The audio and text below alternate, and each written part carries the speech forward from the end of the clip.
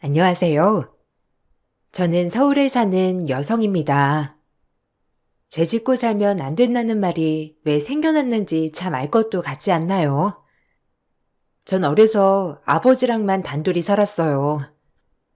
엄마의 기억은 나지만 엄마가 집을 나간 후로 묻지도 따지지도 않고 단 한 번도 궁금해한 적도 없었어요. 그것이 아버지에게 예의라고 생각했으니까요. 아버진 절 사랑으로 키워주셨습니다. 그 덕분에 의사가 되었고, 같은 병원에서 근무하는 남편을 만나 결혼을 하게 되었죠. 어려운 환경에서 드문 케이스인 저와는 달리 남편 집은 원래도 부유하더라고요. 처음엔 그래서 마음이 조금 안 좋았습니다.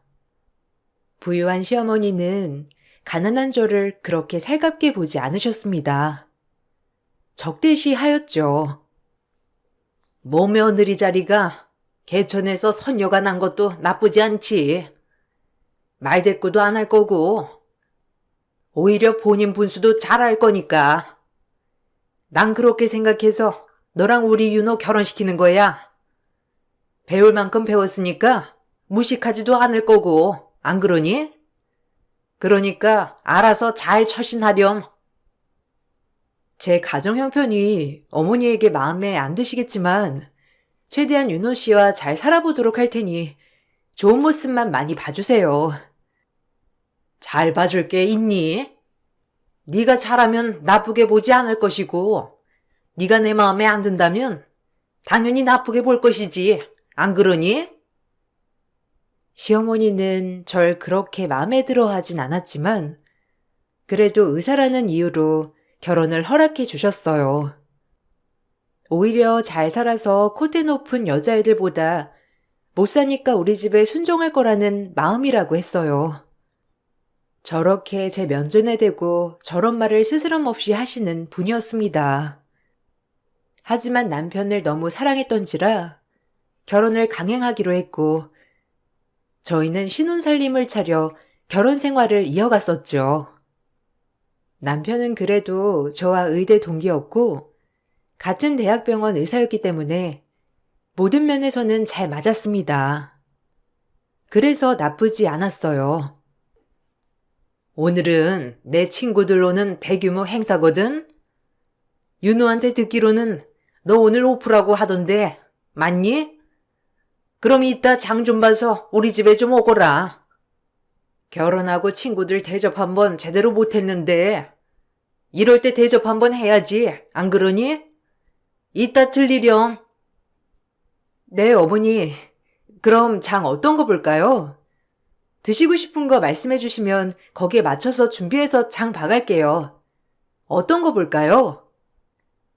네가 알아서 센스 있게 할 수 없어? 뭐 일일이 내가 말해줘야겠니? 그냥 알아서 네가 잘할 수 있는 걸로 봐와.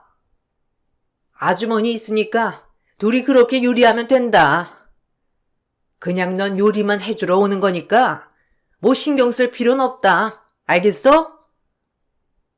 가끔 저렇게 아나무인같이 시어머니의 행동이 있었지만 잘 사는 며느리가 아니라서 그런가 보다 하고 넘겼어요.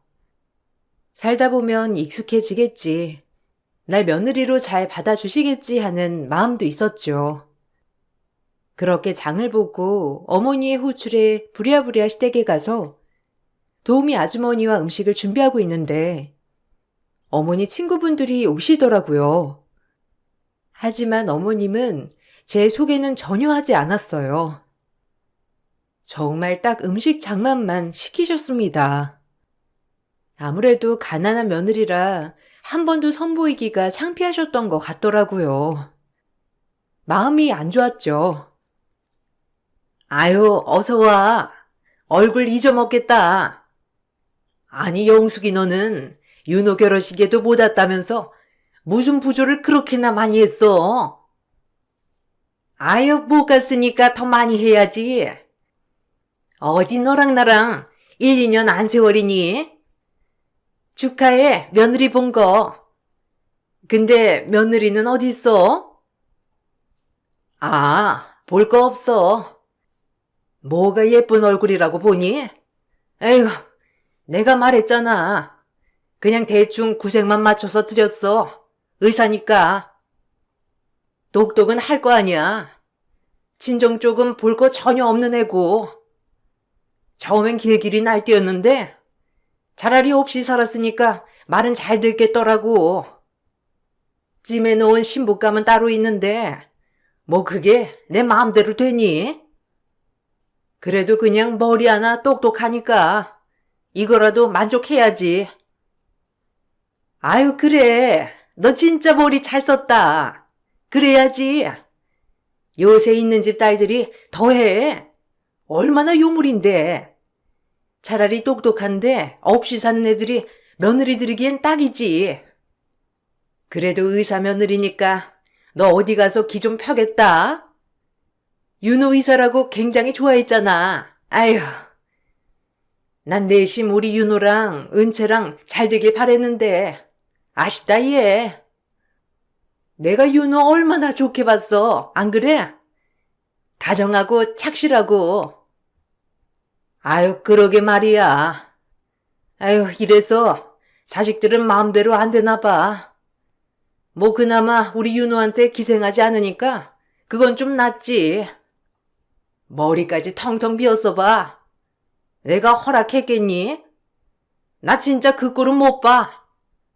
그래도 나름 똑똑한 모양이야. 진료도 잘 보고. 에휴. 뻔히 주방까지 어머니와 친구분이 나누는 말이 들리더라고요. 자존심이 너무 상했죠. 제 소개는커녕 저의 험담을 웃으면서 하고 계신 어머님을 보고 이렇게 당하고만 있으면 안 되겠다고 생각이 들었어요. 찜해놓은 며느리도 있다는 말에 사실 상처를 많이 받았습니다. 당연히 내가 마음에 들진 않겠지만 저렇게 들으라는 식으로 얘기를 하다니. 그날 무슨 정신으로 손님을 치렀는지 생각도 나지 않을 정도로 멘탈이 나가 있었어요. 그렇게 손님들이 다 가고 나서 전 어머님께 따져 물었습니다. 그 자리에서 당장 따지고 싶었지만 그건 예의가 아닐 것 같았거든요. 하지만 어머님의 대답이 더 가관이더라고요. 마음의 상처를 입었죠. 어머님이 저 마음에 안 들어 하시는 거 알아요. 그래도 친구분들한테 친정이 어떻고 이건 좀 아니지 않나요? 이게 뭐가 잘못이야? 내가 지원해서 얘기했니? 너 친정 못 살잖아. 너희 아버지 막리라면서 너 키우신 거 아니야? 그래서 그렇다고 말했는데 이게 뭐가 잘못이냐고? 네가 의사 아니었으면 이런 로열 패밀리에 입성할 수나 있었겠니? 참나. 로열 패밀리요? 로열 패밀리인데 말은 참 가리지 못하시네요. 저희 아버지 막일 하셨어도 한 번도 저 욕먹이게 키운 적 없으시고요. 돈만 없을 뿐이지 인성 훌륭하신 분이라 어디 가서 욕먹으실 분은 아니에요. 어머님, 그렇게 비하하지 말아주세요. 오늘은 참겠지만 한 번만 더 그러면 참지 않겠어요. 제 말 명심하셨으면 해요. 저 어디 가서 그렇게 무시당할 일 하지 않았으니까. 아이고, 어디 며느리 무서워서 말이라도 하겠니? 내가 내 집에서 내 입으로 내 친구들한테 떠드는 소리도 눈치 봐야 한다니. 참나. 제 말에 시어머니는 기가 막힌 듯 입이 벌어지셨고 그날부터 저와 시어머니 사이는 고부 갈등이 극대화가 되었습니다. 처음에 마냥 참기만 했을 때는 그래도 어머님이 가끔 말을 모질게 할 때 빼고는 괜찮았지만 이제는 아예 대놓고 절 싫어하는 티를 많이 내셨거든요. 하지만 저 역시도 참지 않으니 마음의 병은 안 생기더라고요. 남편도 원래 저의 성격을 알았기 때문에 딱히 저와 어머니 사이에서 누구의 편을 들어주진 않았어요. 그저 더 큰 싸움이 나지 않게 중재를 할 뿐이었죠. 가난해서 고분고분 말 잘 들을 것 같아 드렸더니 완전히 딴판이네. 이럴 거면 내가 널 왜 며느리로 받겠니? 잘 사는 애들로 며느리 얻지. 아유, 속았네, 속았어. 윤호 너 그래도 쟤랑 살 거야? 애 없을 때 갈라서. 엄마 진짜 이 꼴 보기 힘들다. 제 인생이에요. 엄마가 이래라 저래라 하지 마세요. 그리고 가난한 게 왜 제가 되나요? 그렇게 말씀하지 마세요. 가난하다고 해서 무시한다고 하는 건 정말 어느 나라 인성인가요, 어머니? 윤호 씨가 어머니 안 닮은 게 천만 다행이네요. 이제 당신도 그만해. 어머니한테 또박또박 말댔고 그냥 좀 그러려니 할 수 없어? 둘 다 제발 그만 좀 해요. 시댁에 오면 늘 이런 상황이 반복되었죠. 그러다 저희 병원에 어머님 친구분이 예약을 하셨던 날이 있었어요. 제가 유방외과를 전문을 하고 있다 보니 어머님 친구분이 제 앞으로 예약을 하셨더라고요. 다행히 그 친구분은 어머니와 달리 참 친절하시더라고요. 제가 가난한 환경에서 자랐다는 것을 알면서도 참 친절하셨어요. 그래도 그런 친절한 모습을 보니 마음이 많이 풀렸어요. 어머, 숙자 며느리라고 해서 여기로 예약했는데 결혼식에서 봤던 것보다 훨씬 수수하고 예쁘네. 나 기억나요? 어머, 네. 오늘 불편한 곳 있으셔서 오신 거죠? 기억나요. 인상이 굉장히 좋으셔서 결혼식에서도 좋게 생각했거든요. 어머, 말도 예쁘게 하네. 숙자는 어쩜 이리 예쁜 며느리를 얻었을까? 똑똑하고 밝고 내 며느리 삼았으면 좋겠다. 그렇게 말씀해 주셔서 감사합니다. 그래도 어머님한테는 한없이 모자란 며느리인데요, 뭘. 오늘 진료 잘 봐드릴게요. 의뢰하시는 소리였지만 참 고마웠어요. 어머님한테도 못 들어본 소리를 들었으니 고맙더라고요.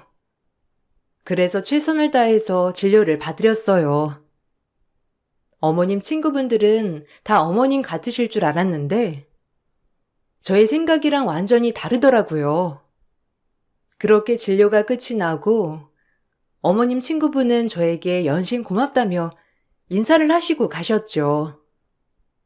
그리고 어머님 친구분들 모임 때 그 얘기를 하셨나 보더라고요. 아니, 며느리 되게 괜찮던데? 어찌나 친절하던지. 야, 너 며느리 잘 얻었더라. 가난한 게 뭐가 어떻다고? 참 좋게 생각해. 가난한 것만 그런 게 아니라 얼마나 되바라졌다고. 네가 몰라서 그래. 하여튼 거기서 진료 보니까 잘해주디? 아유, 그럼. 싹싹하고 친절하고 어찌나 상냥하던지. 그러니까 너무 미워하지 마라. 얼굴도 예쁘고 나 같으면 모시고 살겠다. 며느리 너무 구박하지 마. 다 돌아온다. 네가 윤호 말고 또 누가 있어, 안 그래? 그러니까 그냥 그러려니 하고 잘해줘. 아유, 그래도 그게 아니지. 돈으로 지가 갈리는 건데 이 세상이 요즘 애들 말로 흙수저가 어디 금수저 된다니? 안 그러니 숙자야? 아직도 나는 은채랑 윤호랑 안 맺어진 게 너무 아깝다. 우리가 얼마나 좋은 사돈이 될 수 있었는데, 아휴, 얼굴은 몰라도 네 얘기만 들었을 땐 며느리 진짜 별로 같아. 대바라진 게 꼭 엄마 없는 티가 난다고 해야 하나? 이래서 끼리끼리 만나야 해. 아유, 누가 아니라니. 어쩜 하여튼 나랑 영숙이는 옛날부터 아주 말이 잘 통한다니까. 안 그러니? 너네 만나서 스트레스나 풀어야지. 어머니 친구분들이지만 그래도 저에게 진료를 보셨던 아주머니는 제 칭찬을 많이 하셨다고 하더라고요. 하지만 어머님 친구분 중 한 분은 역시나 어머님처럼 얘기를 하셨다고 했고요. 별 개의치 않았지만요. 그 일이 있고 나서 어머님이 저와 남편을 시댁에 부르는 일이 있었어요. 영숙이 아주머니 따님분이 놀러 왔다고 말이죠. 알고 보니 어렸을 때부터 가까이 지냈던 터라 자주 집을 오고 가고 했다고 하더라고요. 남편과 저를 불렀다는 게 좀 찝찝했지만 어머님이 불렀으니 안 갈 수도 없어서 갔습니다. 윤호야, 영숙이 아줌마 딸 기억나지? 은채잖아. 어쩜 유학 갔다고 하더니 이제 귀국한 거야? 아유, 예뻐라. 네, 아줌마. 귀국하자마자 엄마한테 안 가고 이리로 온 거예요. 오빠, 잘 지냈어? 아, 이분이 오빠랑 결혼한? 아유, 은채 너무 예뻐졌네. 아유, 영숙이가 그렇게 입에 발리게 칭찬을 하더니. 그래서 미술 전공한다며? 곱다 코와. 그러게. 윤채, 너 진짜 예뻐졌다. 어릴 때는 못생겼더니. 아, 여보, 인사해. 어릴 때 동네 동생이야. 아, 네. 안녕하세요. 김미정이라고 해요. 얘기는 들었었는데 처음 뵙네요. 시차 적응하기 힘드시죠? 바로 오신 거면 힘드실 텐데. 아니요, 뭐 괜찮아요. 근데 윤호 오빠가 결혼한 사람이라고 해서 기대 굉장히 많이 하고 왔는데 오빠 외모는 안 봤었구나. 아유, 우리 은채 유머 감각 좀 봐라. 윤호가 원래 여자 볼 줄을 잘 몰라. 아유, 난 우리 은채랑 윤호랑 짝됐으면 했는데. 아, 엄마, 무슨 소리를 그렇게 하세요? 무슨 제가 외모를 안 봐요? 외모를 봤으니까 미정이랑 결혼했죠. 야, 유은채, 까불래? 이게 뭐지 싶었어요. 시어머니 모임 날도 그렇게 미운 말만 골라 하던, 얼굴도 못 본 목소리만 까랑까랑 하던 아줌마의 딸도 그 아줌마와 똑같이 말을 막 하더군요. 참 뼛속까지 무례한 인간들이라고 생각하고 있을 때 시어머니는 저에게 심부름을 시키기 시작했죠. 어찌나 그 여자를 공주 모시듯 모시던지 어이가 없었습니다. 알고 보니 시어머니가 점찍어둔 며느리였어요. 참 저랑은 완전 반대로 대해주더라고요. 자괴감이 몰려왔지만 최대한 티내지 않았습니다. 어머님과 똑같은 사람이 될 수 없었으니까요. 예, 가서 다과 좀 내와라. 빠릿빠릿하지 못하니? 은채, 멜론 좋아하니? 외국에서 밥도 못 먹었나 봐. 어쩜 이리 말랐어? 아니에요, 아주머니. 뭐 여자가 이 정도는 되어야죠. 하여튼 오랜만에 아주머니 얼굴 보고 너무 좋아요. 오빠, 우리는 밖에서 따로 만나서 밥도 먹고 그러자. 우리 옛날에 되게 잘 놀았잖아. 안 그래? 난 오빠랑 예전처럼 지내고 싶은데. 그래, 오누이처럼 잘 지내면 좋지. 우리 윤호도 외동이고 너도 외동이니까 서로 의지도 되고. 아유, 잘 어울린다 정말. 아, 엄마, 자꾸 왜 그래요? 뭘 잘 어울려? 은채는 그냥 동생이지. 시간 되면 미정이랑 같이 밖에서 밥 사줄게. 난 오빠랑 둘이 보고 싶은데. 낯가리는 거 알면서. 왜? 이제 유부남이라고 동생한테 시간도 안 내주는 거야? 웃긴다. 무슨 네가 여자냐? 시간이야 낼 수 있지. 어쨌든 오빠 바쁘니까 안 바쁜 날로 날 잡아서 밥이나 먹던지. 오케이? 남편이 그 여자에게 철벽을 치자 표정이 아주 웃기더라고요. 고소했어요. 딱 어머님과 잘 어울리는 며느리라고 생각이 들었어요. 돈밖에 모르고 없는 사람 무시하는 게 정말 어머니와 비슷했거든요. 그날도 밥이 입으로 들어가는지 코로 들어가는지 모르는 상태로 있었죠. 그리고 그날 은채라는 여자는 어머님네서 오랜만에 자고 간다고 하더라고요.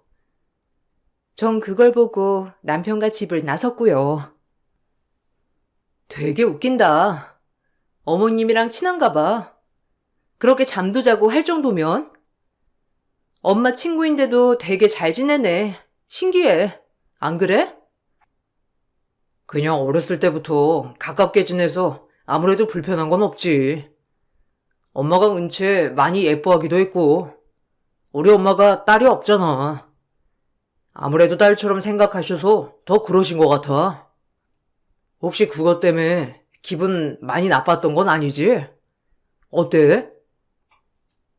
그냥 뭐 아쉽긴 하지. 나도 좀 여유가 있었으면 어머님이랑 잘 지낼 수 있었을 텐데. 그냥 돈 없는 그 이유 하나로 어머님이 나 안 좋아하시는 거니까 아쉽긴 해. 처음엔 노력해 보려고도 했는데 그게 잘 안 되더라고. 당신한테 미안하기도 하고. 내가 오히려 미안하지. 그래도 나한텐 너뿐이니까 너무 그렇게 생각 마. 알겠지? 그렇게 생각하면 속상하다. 그래도 남편의 위로가 많이 힘이 되었죠. 그 여자를 본 순간 찝찝함이 많이 있었지만 그래도 남편이랑은 절대 엮일 일이 없다고 생각했어요. 남편을 믿었거든요. 하지만 그런 남편은 저에게 실망감을 주듯이 퇴근 후 연락이 두절되는 일이 많아졌어요. 사실 의심하면 안 되지만 어머님 친구분 딸이 왔다 간 후로 늦은 시간에 귀가하는 게 잦아진 남편에게 의심이 들 수밖에 없었어요. 아직까지 그 여자는 남편에게 마음이 있어 보였거든요. 그래서 저도 모르게 예민해져만 갔죠. 남편이랑 싸움도 잦아졌고요. 왜 이렇게 늦게 들어와? 오늘 약속 있다는 말 없었잖아. 항상 늦지도 않았으면서 요즘 너무 늦는다 자기? 나도 사생활이 있지. 그냥 좀 누구 좀 만났어. 이런 거 일일이 보고해야 해? 너 의심하는 거야? 지금 나를? 의심이 아니라 안 그러던 사람이 그러니까 물어보는 거잖아. 무슨 일 있는지. 왜 이렇게 흥분이야? 오히려 더 의심되게? 아, 네가 이러니까 말을 못하는 거야. 예민해가지고. 어쨌든 별일 아니니까 신경 꺼. 제 말이 귀찮다는 남편에게 참 실망을 했죠. 반복되는 싸움에 지친 저도 이제 신경 쓰지 말아야겠다고 생각했어요. 그리고 돌아오는 주에 아빠 드릴 선물을 고를 겸 일 끝나고 백화점에 갔죠.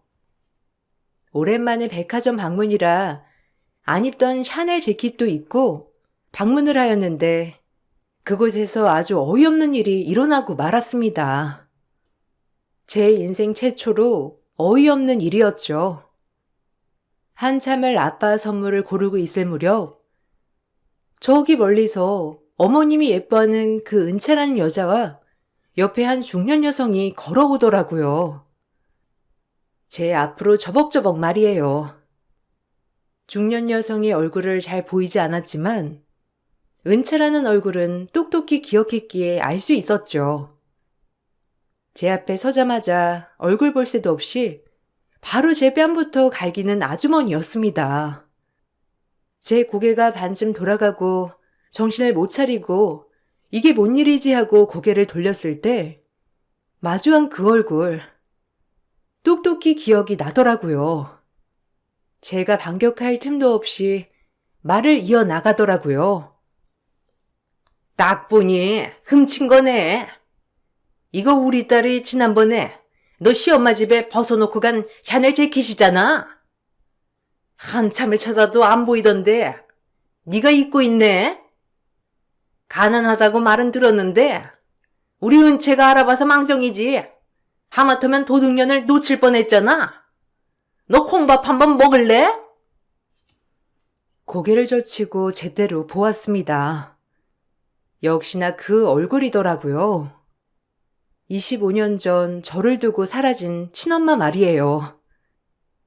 시댁에서도 굉장히 많이 들어본 음성이었지만 이렇게 제대로 보니 알겠더라고요. 그렇게 매몰차게 절 버리고 떠난 친엄마 말이에요.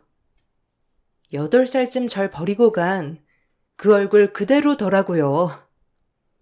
저 여자와야 나와 8살 차이가 난다고 했으니 그때도 엄마는 바람을 피우고 있다는 걸 증명한 꼴이죠. 치가 떨리도록 싫었습니다. 친엄마를 만나면 어떨까라는 생각을 해본 적이 있지만 이렇게 더럽게 마주하게 될 거라곤 상상도 할 수 없었거든요. 혹시 집 나갈 때 뱃속에 저 아이가 있었을까라는 생각도 들더라고요. 뭐라고요? 도둑이라뇨? 이거 제 옷이에요. 어쩌다 따님이랑 같은 옷이 있었나 본데 따님이 무슨 말을 했는지 모르겠지만 잘 찾아보셨나요? 당황스럽네요. 초면에 다짜고짜 뺨을. 아니 그보다도 조영숙 씨 아닌가요? 아니긴 뭐가 아니야. 네가 내 옷 훔친 거잖아. 좋은 건 알아가지고. 그새 너네 시엄마 집에서 홀랑 가져간 거니? 우리 엄마 이름이 조영숙인 건 또 어떻게 알았대? 엄마, 이 여자 알아? 이 여자가 엄마 이름을 어떻게 알아? 기가 막혀. 김감용 씨 아시죠? 저희 아빠입니다. 이쯤 하면 제가 무슨 말 할지 다 예상이 가시죠? 정말 기가 막히네요. 저의 입에서 아빠의 이름 석자가 나오자 그 여자는 얼굴이 새파랗게 질리더라고요. 그리고 딸에게 먼저 가라고 소리를 쳤어요.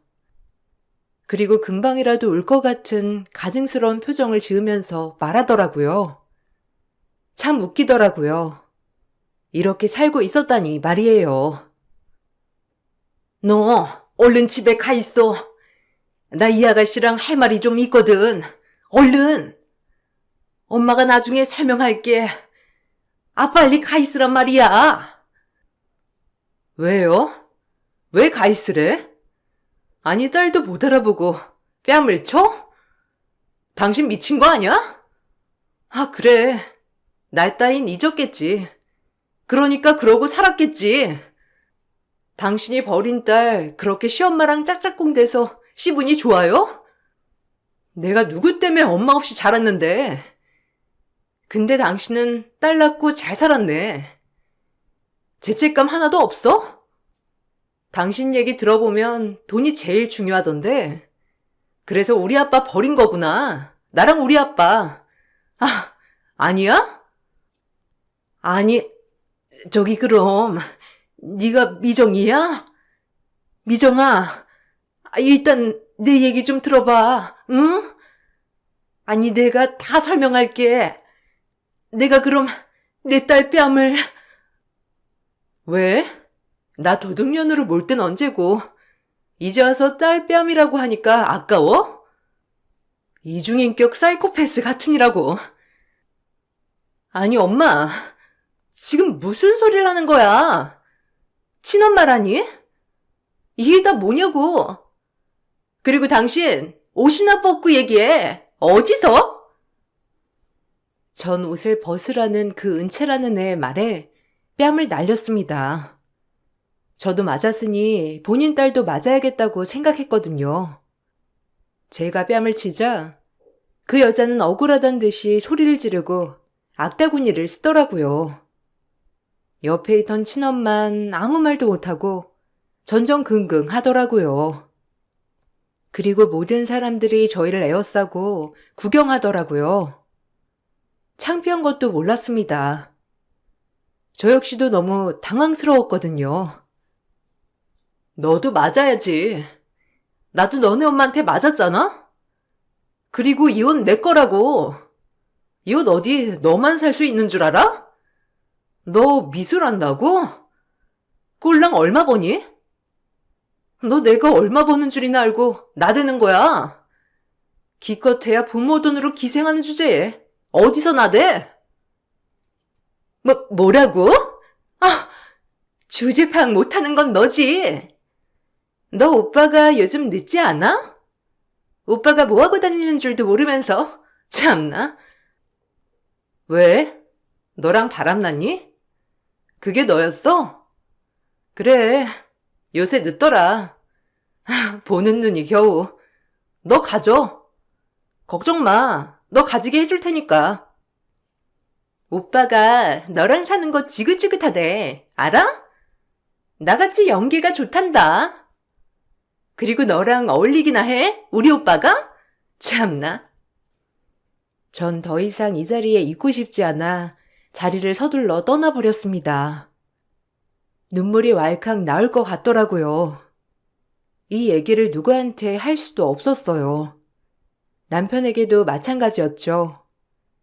그리고 그날 남편 차에 가서 증거를 잡아보려고 갔죠.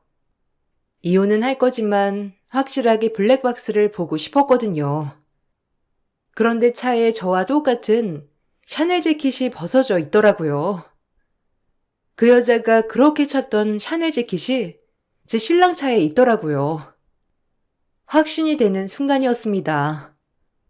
모든 마음이 무너지더라고요. 믿었던 남편은 저 몰래 매일같이 그 여자를 만나고 다녔던 것이고, 그 여자는 자기 겉옷도 어디다 벗어놓은지도 모르고 찾고 있었고요. 그리고 그게 제 친엄마의 딸이더라고요. 전 이가 부득부득 갈리기 시작했어요. 이 연놈들을 어떻게 해야 하나? 친엄마는 어떻게 골탕 먹일까 말이에요. 정말 화가 났어요. 그리고 다음날 병원으로 친엄마가 찾아왔습니다. 친엄마는 저에게 빌면서 애원을 하더라고요. 어찌나 꼴이 우습던지. 전 이대로는 못 넘어가겠더라고요. 날 이렇게 아프게 한 사람들을 가만둘 수 없었죠. 의사 됐구나. 윤호 와이프 이름이 미정이어서 좀 놀라긴 했는데 설마 했어. 그래도 이렇게 잘 커줘서 너무 고맙다. 할 말 있음 빨리 하고 가요. 당신이랑 할 말 없으니까. 돈 없는 것들이랑은 상종 안 하잖아, 당신. 왜? 나한테 할 말이 뭔데? 염치 없지만 지금 은채 아빠는 나 애가 있는 줄 몰라. 그러니까 비밀로 해주면 안 될까? 내가 돈은 얼마든지 해줄게, 어? 그 말 하려고 여기까지 행차하셨어? 그렇게는 못하겠는데? 당신도 무너져 봐야지. 우리 아빠가 무너졌던 것처럼. 돈? 얼마나 줄 수 있는데? 뭐 병원 차려줄 수 있어? 그 정도도 못 해줄 거면 돈 있다고 나대지 마. 알겠어? 당신도 똑같이 당해봐. 제발. 그날 은채한테도 그냥 한 번만 눈 감아달라고 했어. 그러니까 제발 한 번만 넘어가주면 안 될까? 네가 달라는 돈은 다 해줄게. 그리고 우리 은채 윤호랑 정리시킬 거야. 제발 한 번만 봐줘. 미안하다 정말. 엄마라고 이렇게까지 염치가 없다니. 바람 피우고 집 나간 주제에 어디서 말이 많아? 내가 모를 줄 알았어요? 8살 때 그 얼굴 내가 똑똑히 기억해. 알아? 아빠한테 묻지도 않았어. 한평생 그냥 가난해서 나갔거니 했다고. 알아? 당신 딸 설마 그때 배에 있었던 건 아니지? 그러면 정말 인간 말종이야. 친엄마는 무릎을 꿇으며 애원했어요. 가소롭더라고요. 그렇게 시엄마와 짝짝꿍 맞아서 저를 욕하더니 이제는 한 번만 봐달라고 했으니까요.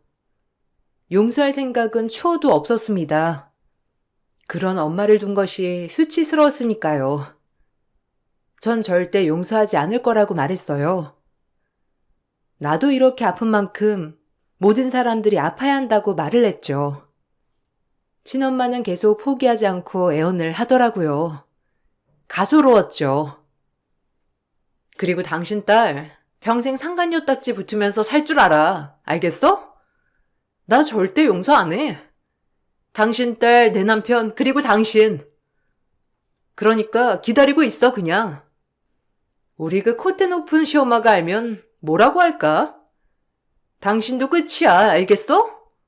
내 눈앞에서 꺼져. 내가 이렇게 빌게.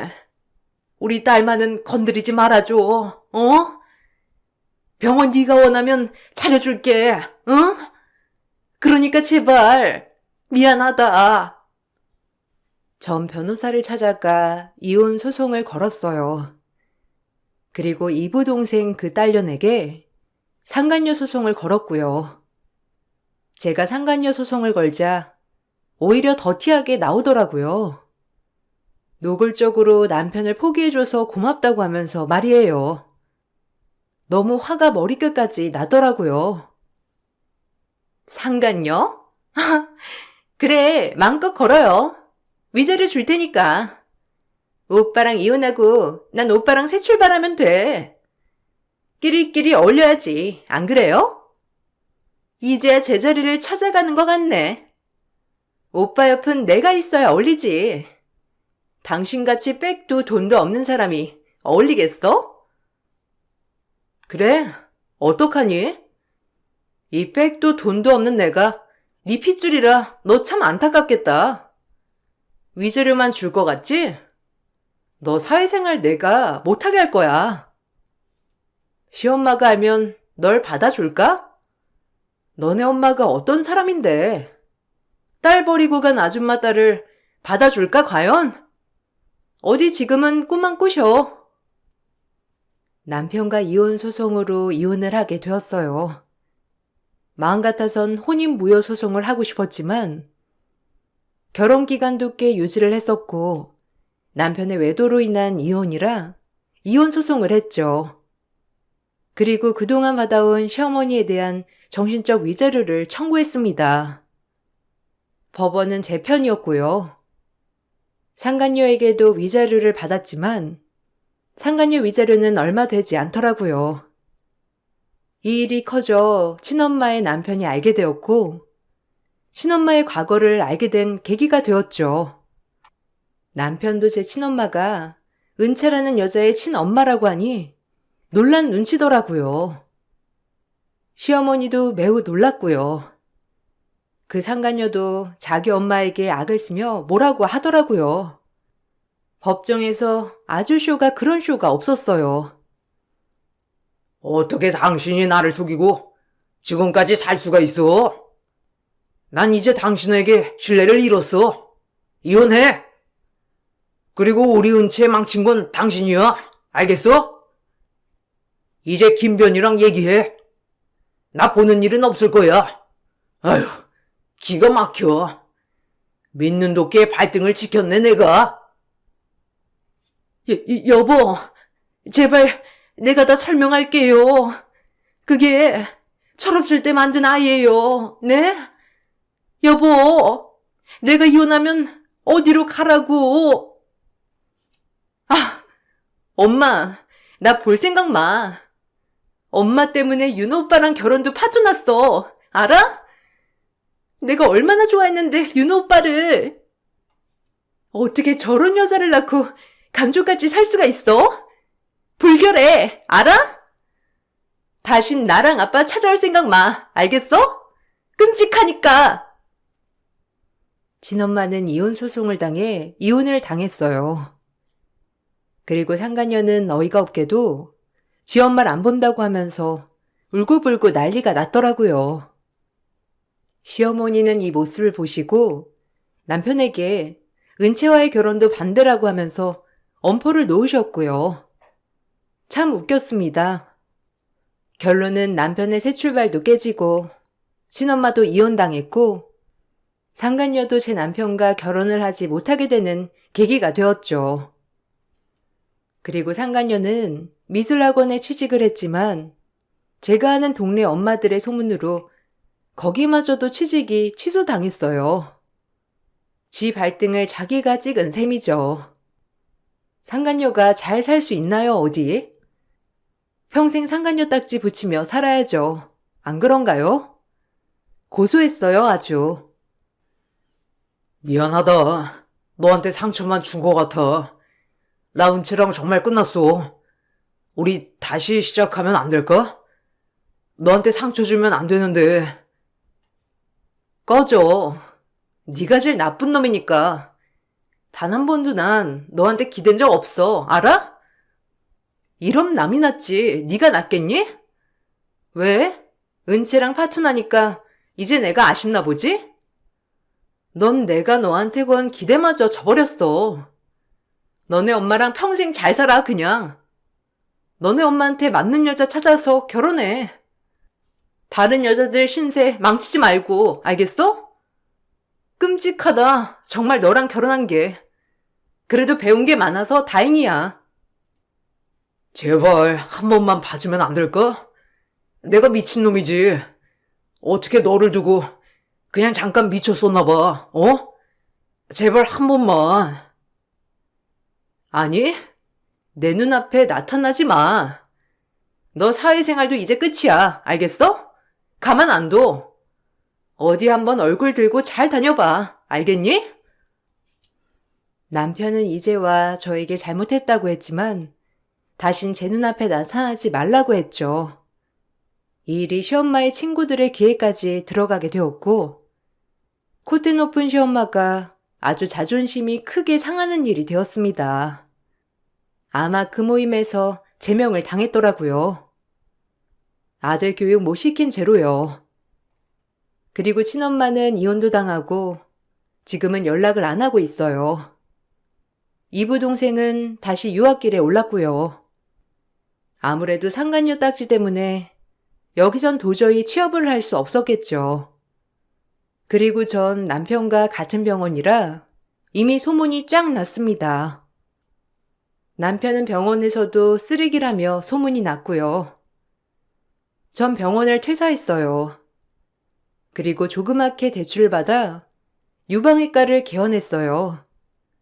그래도 진료를 잘 본다고 소문이 나서 감사하게 살고 있어요. 그리고 이렇게 키워주신 우리 아빠에게 늘 감사한 마음을 담아 살고 있죠. 본인도 힘든 시절 날 끝까지 포기하지 않고 거두어주신 은혜를 말이에요. 어떻게 하면 더 잘할까 늘 생각하고 있습니다. 과거는 어두웠지만 현재는 행복하니 이걸로 되었다고 생각하고 살고 있어요. 여러분들도 슬픈 과거가 있다면 털어버리시고 눈부신 앞날을 생각하며 살아가시길 바랄게요. 제 글 읽어주셔서 감사합니다. 안녕하세요. 저는 오늘 시댁 얘기를 좀 해볼까 합니다. 가난할수록 돈에 대한 집착이 더 클 수밖에 없다는 건 저도 충분히 이해는 하고 있어요. 하지만 이 문제는 조용히 넘어갈 문제는 아닌 것 같아 사연을 신청하게 되었습니다. 남편과 15년의 결혼 생활을 이어오는 동안 잘 살아보려고 쉬지 않고 지금까지 발버둥치며 악착같이 살아왔어요. 저희 부부는 시장에서 족발 장사를 하고 있는데 주말을 제외한 평일엔 손님이 많지 않아 한동안 어려움을 겪고 있었어요. 주말에만 잠깐 벌리는 돈으로 평일을 보내야 하는 상황이 반복이 되다 보니 이런 문제를 해결하지 못하면 결국 폐업의 위기에 놓일 것 같아 걱정이 많았어요. 족발집을 하기 전에 다른 장사도 몇 번 했었지만 좋은 결과는 얻지 못했던 상황이라 이번 족발집이 마지막이라 생각하고 남편과 함께 모든 걸 쏟아 부었죠. 족발이라는 게 접근성도 좋고 많은 사람이 술안주로도 선호하는 음식이라 열심히 노력만 하면 잘 될 줄 알았습니다. 하지만 간절한 마음과 다르게 현실은 냉혹했고 또다시 폐업 위기에 놓이게 될 만큼 안 좋은 상황을 겪고 있을 때 남편이 저에게 점심에도 먹을 수 있는 방법을 제시했어요. 그래서 평일 특선 같은 걸 준비해서 주말뿐만 아니라 평일에도 많은 사람들이 접할 수 있게 준비를 해봤는데 이게 생각보다 반응이 상당히 좋았습니다. 그때부터 시작된 평일 낮에만 판매하는 특선을 준비하게 되었고 점점 입소문이 퍼지게 되자 대기줄까지 생기게 되는 일이 발생되었습니다. 남편과 둘이서는 많은 손님들을 감당할 수 없어서 직원을 고용하기 시작했어요. 음식 장사하는 사람들은 손님들이 많이 오셔야 힘이 나잖아요. 주말을 제외한 평일은 항상 우울했는데 족발을 부담 없이 접할 수 있게 되자 손님들의 만족도도 높아졌고 저희 가족의 생활 또한 어느 정도 여유를 찾을 수 있었어요. 남편과 결혼 생활하면서 힘들었던 날들이 스쳐 지나가게 되면서 눈물이 앞을 가리자 남편은 그런 저에게 그동안 정말 고생 많았다며 앞으로는 행복만 있을 거라고 있는 힘껏 저를 안아주었습니다. 그런데 그동안 고생을 많이 해서 그런지 몸에서 이상 반응이 오기 시작했어요. 한 달에 한 번 오는 주기가 2주도 안 됐는데 출혈이 있길래 최근에 식당 일이 많이 바빠지면서 몸이 피로해 일시적인 반응이라고 생각하고 대수롭지 않게 넘겼어요. 하지만 좀처럼 출혈이 멈추지 않길래 느낌이 별로 좋지 않아 잠깐 시간을 내서 병원을 찾아 검사를 받았는데 자궁근종이라는 말을 듣게 되었습니다. 입원 수술을 해야 된다는 의사의 말에 일단 남편과 상의를 해야 될 것 같아 식당으로 돌아왔어요. 그런데 식당 안이 꽤 시끄럽길래 서둘러 들어가 봤는데 시모와 신우가 남편과 서로 언성을 높이면서 심각한 얼굴로 대화를 주고받고 있었습니다. 아니 세상에, 장사가 이렇게까지 잘 됐는데 우리한테는 말도 안 하고 있었던 거야? 이 정도면 우리가 받는 한 달 생활비도 올려줘야 되는 거 아니니? 지금까지 받고 있었던 생활비는 너희들의 사정이 안 좋으니까 아쉬운 대로 만족하면서 받았던 건데 이렇게까지 손님이 많이 오면 얘기가 달라지지. 이 정도면 100만 원 정도 올려받아도 너희들한테는 지장 없을 것 같은데? 요즘 전화도 잘 안 되길래 식당에 어려움이 많은 것 같아 걱정돼서 찾아온 건데 이게 뭔 일이라니? 오빠, 정말 실망이야. 아니, 이렇게까지 손님이 많으면 벌어들이는 수익도 정말 많을 텐데 왜 우리한테는 말도 안 했어? 돈 좀 벌기 시작하니까 가족은 안중에도 없는 거지? 이렇게까지 잘 되면 나도 용돈 좀 받을 수 있겠다. 이번 기회에 오빠 덕 좀 보면서 살아도 되겠네. 그런 의미에서 오늘 용돈 좀 줘봐. 그래, 엄마도 생활비 좀 더 받아야 되겠다. 대기줄까지 서 있는 거 보면 돈을 긁어 모으고 있다는 건데 여태까지 생활비를 고정적으로 줬다는 게 너무 서운하구나. 제가 경제적으로 많이 힘들다고 언제 생활비 줄인 적 있었어요? 저희도 잘 되기 시작한 건 얼마 안 됐어요. 너무 보채지 않아도 알아서 챙겨 드릴 테니 그만 일어나세요. 어머님 오셨어요? 연락이라도 한 통 주셨으면 식사라도 하실 수 있게 자리 하나 만들어 드렸을 텐데요. 집에서 드실 수 있게 족발 좀 싸 드릴까요? 내가 지금 여기 족발 먹으러 온 줄 아니? 돈 받으러 왔다.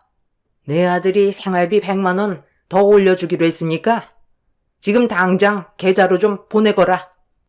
오빠가 저도 앞으로 용돈 주기로 했으니까 신경 좀 써서 매달 보내주세요. 그리고 이번에 결혼하고 싶은 사람이 생겨서 조만간 우리 집에 인사 오기로 했거든요. 언니 도움이 많이 필요한 거 알죠?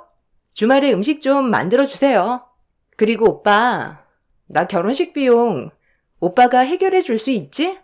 한 번뿐인 동생 결혼인데 신경 써주는 건 당연하잖아. 우리 집안이 좋은 형편이 아니라서 그동안 결혼식을 어떻게 해야 되나 고민이 많았었는데 이렇게 좋은 기회가 찾아오게 될 줄 누가 알았겠니? 너희들이 잘 되니 앞으로 우리 가족의 생활도 많이 윤택해지겠지. 가족들한테는 돈 아끼면 안 되는 거 알고 있지? 그런데 너 표정이 왜 그러니? 내가 돈 달라는 게 싫은 거야? 저희 가족의 삶이 매번 힘들었던 건 시댁으로 들어가는 생활비 때문이었어요. 시부가 몇 년 전에 일을 하시다가 허리를 크게 다치신 적이 있으셨는데 그때부터 경제적으로 어려움을 겪게 되자 저희가 시댁의 생활비를 충당하게 되었습니다. 거기에 더해 신우는 만년백수에 하는 것도 없이 맨날 집에서 놀고 먹기만 하다가 남편이 한번 난리를 친 적이 있었는데 그때부터 일자리를 알아봐 일을 다니긴 했지만 워낙 백수 생활을 오래 해서 그런지 얼마 버티지 못하고 다시 백수로 돌아와 버렸네요. 이러다 보니 저희 속이 얼마나 답답하겠어요. 힘든 생활 신우라도 도와주면 숨통이라도 트일 텐데 본인만 생각하는 그런 행동들이 마음에 들지가 않았습니다. 그러다 보니 저희 식당에 와서 한창 바쁠 때 돈을 요구하니 당연히 표정은 안 좋을 수밖에 없었어요. 고생은 저희만 하는데 두 모녀는 조금도 도와줄 생각은 안 하고 돈 타령만 하고 있으니 화가 날 수밖에 없었습니다. 거기에 더해 제 몸까지 별로 좋지 않다 보니 두 모녀에게 불만이 터져 나왔어요. 제 표정이 안 좋은 건 다 이유가 있으니 그러지 않겠어요? 손님이 많다는 건 그만큼 바쁘고 힘들다는 건데 일손이 부족한 거 뻔히 보이면서 도와주지는 않고 돈부터 달라고 얘기하면 누가 기분 좋아하겠어요? 지금까지 저희가 생활비 드리는 게 당연하다고 생각하시는 것 같은데 어머님이 편하게 쓰시는 그 돈이 저희 피와 살을 깎아서 드리는 거라는 거 잊지 마세요. 원하는 걸 얻으려면 서빙 좀 도와주세요. 아가씨도 용돈 받고 싶으면 상 좀 치우고 주방에서 설거지 좀 도와줘. 뭐라고? 지금 나보고 서빙을 도와달라는 거야? 내가 여기 서빙하러 온 줄 아니? 장사 좀 잘 되고 돈이 들어오기 시작하니까 시애미가 우습게 보이는 거지? 엄마, 언니가 방금 나한테 한 말 똑똑히 들었지? 아니, 나보고 주방에서 설거지를 하래. 내가 지금까지 살아오면서 설거지 한 번 한 적이 없었는데 어떻게 저런 험한 일을 시킬 수가 있어? 용돈 그거 얼마나 된다고 설거지까지 하래? 고작 용돈 몇 푼 주면서 온갖 생색은 다 내네. 더러워서 안 받는다. 나도 아가씨한테 용돈 줄 생각 조금도 없었고 어머님 생활비 올려드릴 생각은 아예 하지도 않았어요. 저희가 ATM 기계도 아니고 손 내밀면 돈이 자동으로 생기는 줄 아세요? 지금 이 사람 병원 다녀오는 길이라 많이 예민하니까 그만 들어가세요. 너도 제발 정신 좀 차려. 가진 것도 없으면서 무슨 결혼을 하겠다는 거야? 남편도 두 모녀의 행동에 화가 많이 났는지 따끔하게 한마디 한 뒤 밖으로 내쫓아 버렸어요. 당연시하게 생각하는 두 모녀 때문에 기분이 상했는데 남편도 저처럼 실망을 많이 했는지 나중에 연락드리겠다는 말 한마디 하고 식당 문을 닫아 버렸어요. 대기하고 있던 손님들이 웅성거리자 두 모녀는 남편한테 내쳐줬다는 게 상처로 돌아왔는지 얼굴을 붉히면서 저희 부부를 노려보다가 발길을 돌렸습니다.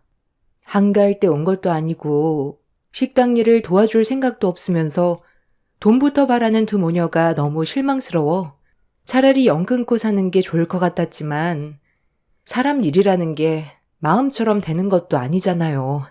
그래서 그날 일하는 내내 마음이 불편했습니다. 어느 정도 손님이 빠져나가고 나서야 한숨 돌리던 남편은 병원에서 뭐라고 했는지 물어봤어요. 며칠간 병원에 입원을 해서 수술을 해야 될 것 같다고 하니 깜짝 놀란 남편은 제가 죽을 병에 걸린 줄 알고 얼굴이 사색이 되길래 작은 근종을 떼어내는 거라 큰 걱정은 안 해도 된다고 침착하게 설명을 했어요. 그렇게 다음날 남편의 도움을 받아 바로 입원 절차를 밟았는데 2박 3일간 병원에 입원해 있는 동안 전혀 상상하지 못했던 충격적인 일이 터지게 되었습니다. 제가 병원에 입원을 하고 나서 몇 시간 뒤에 병실 문이 열렸는데 고개를 내민 사람은 남편이 아닌 시모와 신우였습니다. 몸이 안 좋아서 예민했던 거구만. 내가 알던 며느리가 아니라서 얼마나 당황스러웠는지 아니? 자궁근종이라면서 근종이 6cm나 됐으면 몸에도 이상 증세가 꽤 있었을 텐데 입원할 때까지 모르고 있었던 거야? 어제 내가 좀 심한 것 같아서 잠깐 얘기 좀 하려고 식당에 들렀다가 네가 입원했다는 말을 듣고 깜짝 놀랐었다. 다행히 수술하면 괜찮아진다고 하길래 우리가 그동안 너한테 신경을 못 써준 것 같아 나도 좀 미안한 마음이 들어서 옆에 있어주기로 했으니까 필요한 거 있으면 말만 해라. 내가 아무리 ton동거렸지만 양심이 있는데 몸이 안 좋은 너를 두고 어떻게 모른 척 할 수가 있겠니? 부담 줄 생각 없고 편하게 생각하거라. 언니가 여기서 무너지면 우리 오빠가 앞으로 더 힘들어질 거 아니야. 그래서 돈 때문에 온 거 절대 아니니까 오해하지 말고 불편한 거 있으면 저한테 얘기해요. 이래서 가족은 항상 곁에 붙어 있어야 한다는 거야. 사람 일 언제 어떻게 될지도 모르는데 영 끊고 살았어 봐라. 나중에 도움받을 상황이 왔을 때 손을 벌릴 수 있겠니? 있을 때 잘하라는 말이 있듯이 우리도 서로 힘들 때 도와주고 베풀면서 지내야 된다는 거야. 돈? 그거 있다가도 없는 게 돈이다. 내가 어제 오죽했으면 그런 말 했겠어? 너희 시아버지가 한 걸음 떼는 것조차 힘들 정도로 몸 상태가 안 좋아졌을 때 내 마음이 얼마나 안 좋았겠니? 거기에 더해 생활비까지 타서 쓰는 내가 너한테 눈치까지 보고 있으니 우울증까지 오는데 이런 내 마음 누가 알아주겠어? 너희들은 먹고 살기 바쁘지. 얘는 자기 일 하느라 엄마인 나는 신경조차 쓰지 않는데 숨이 막히고 왜 이렇게까지 살아야 하는지 모르겠더라. 그래서 기분 전환 좀 해야 될 것 같아. 여행 한번 가려고 너한테 생활비 좀 올려달라고 했던 거야. 그냥 여행 좀 가게 돈 달라고 하면 너희들 사정 뻔히 아는데 지갑이 열리겠니? 생활비 좀 올려달라고 말을 하면 그래도 허튼 곳에 쓰는 돈이 아니니까 선뜻 지갑이 열릴 줄 알았지. 그런데 내 생각과 다른 방향으로 흘러가다 보니 많이 당황스러웠고 말투가 매끄럽지 않았던 것 같다. 좀 늦었지만 이 점에 대해선 나도 미안하게 생각한다. 그래서 너랑 좋은 관계로 만들어가기 위해 온 것뿐이니까 부담 가지지 말고 필요한 거 있으면 말만 해라. 갑자기 찾아와서 돈이 목적이 아닌 저와의 관계를 회복하기 위해 온 거라는 말을 하는데 별로 신뢰가 가지 않았어요. 제가 15년을 시댁 며느리로 살아왔는데 두 모녀의 성격을 모르는 건 말도 안 되는 거였죠. 이미 머릿속에는 저한테 돈을 어떻게 뜯어낼지 그 생각밖에 없어 보였습니다. 머리 굴리는 소리가 제 귀에 들릴 정도로 두 모녀의 행동은 가시 끝판왕이었고 저는 두 모녀의 목적이 무엇인지 확실하게 알기 전까지는 지켜만 보기로 했어요. 딱히 간호받을 정도로 심각한 것도 아니라서 혼자 있고 싶다고 하자 두 모녀는 제 말이 끝나기가 무섭게 기다렸다는 듯이 다음날 다시 오겠다며 자리에서 일어나 병실 밖으로 나가버렸습니다. 서로 좋은 관계도 아니라 옆에 있는 게 더 불편해서 돌려보낸 뒤 잠깐 화장실에 들리려고 저도 병실 밖으로 나왔는데 집으로 돌아간 줄 알았던 두 모녀가 안내 데스크에 서서 굳은 얼굴 표정으로 진지한 대화를 주고받고 있길래 그 대화 내용이 궁금해 최대한 들키지 않고 조심스럽게 가까이 다가갔어요. 엄마, 꼭 이렇게까지 해야 돼? 돈 그거 몇 푼 받는다고. 병원에까지 와서 마음에도 없는 말을 해야 되는 건데. 나는 그냥 용돈 안 받을래. 오빠가 이런다고 우리한테 돈을 주겠어? 알아서 수술 잘 받겠지. 언니도 우리가 가식적으로 구는 거 전부 다 알고 있을걸? 그동안 엄마랑 내가 했던 행동이 있는데 바보 아닌 이상 그걸 모르겠어? 과거에 뭘 했던 그게 뭐가 중요해. 지금부터 잘하면 되는 거야. 내 아들이 여기 오라고 한 이유가 뭐겠어? 며느리 잘 챙겨주면 앞으로 돈 좀 올려주겠다는 거잖아. 너는 눈치가 없니? 지금 당장을 생각하지 말고 앞으로의 미래를 봐야지. 쟤들 지금 돈을 긁어모으고 있는 중인데 주는 대로만 받을 거야? 수술 끝날 때까지 며느리한테 좋은 기억 심어주면 가만히 있어도 돈이 들어올 텐데 이번 하는 2박 3일 그거 못 참아서 굴러 들어오는 돈을 걷어차면 그게 얼마나 미련한 짓이냐? 아까 식당에 갔을 때 오빠가 언니 몸이 안 좋아서 입원 중이고 수술 받아야 한다고 했을 때 암인 줄 알았다니까? 한편으로는 암에 걸렸으면 훨씬 좋았을 걸이라는 생각도 했었어. 엄마도 솔직히 좀 기대했었지? 언니가 없어야 우리가 오빠 부리기 편한데 달라는 대로 줄 거잖아. 애들 돌봐준다는 핑계로 돈 달라고 하면 안 주겠어? 나는 그런 걸 상상했었는데 지금 상황이 많이 아쉽네. 그래도 이번에 옆에서 챙겨주는 척하면 떨어지는 건 좀 있겠지. 진짜 하기 싫어 죽겠지만 내 결혼식을 위해 참는다. 엄마는 병원에 더 있을 거야? 나는 남자친구 만나러 갈 거니까 오늘은 엄마가 신경 좀 써줘요. 그럼 나 먼저 가볼게. 두 모녀의 말을 들었을 때 어느 정도 예상했던 상황이라 별로 놀라지는 않았지만 돈 때문에 어쩔 수 없이 병실에 찾아와 걱정해주는 척 했다는 말을 들었을 때 역시나 하고 헛웃음밖에 안 나오더군요. 그냥 아예 무시하는 게 답인 것 같아 병실로 돌아왔는데 시모가 다시 고개를 내밀며 조심스럽게 들어와 저에게 말을 붙였습니다. 집으로 돌아가려 했는데 네가 몸이 좋지 않다 보니 발이 떨어지지가 않아서 좀 더 옆에서 시간 좀 보내주려고 다시 왔다. 아무래도 요즘 갑자기 식당 일이 바빠지면서 몸이 확 안 좋아진 것 같구나. 사돈분들은 알고 계시고 너무 멀리 계셔서 올라오시는데 힘들진 않겠어? 저희 부모님께는 말씀 안 드렸어요. 잠깐 수술하면 끝인데 굳이 남해에서 서울까지 올라오시게 하고 싶지 않아서요. 저 혼자 있어도 되니까 그만 들어가 보세요. 아버님도 보살펴 드려야 하잖아요. 그이가 오늘 일 좀 일찍 마무리하고 오기로 했어요. 제가 지금 많이 피곤해서 좀 누워야 할 것 같아요. 그래. 피곤하면 누워야지. 내 아들이 일찍 온다고 했으니 그럼 먼저 일어나 보마. 그런데 말이야. 혹시 내 아들 오면 말 좀 잘해줄 수 있겠니? 왜 그거 있잖아. 어제 얘기하다 마는 거. 요즘 식당 일도 잘 됐는데 생활비 좀 올려주라고 네가 살살 구슬려서 좋게 얘기 좀 해줘봐. 경수가 또 네 말은 잘 듣잖니?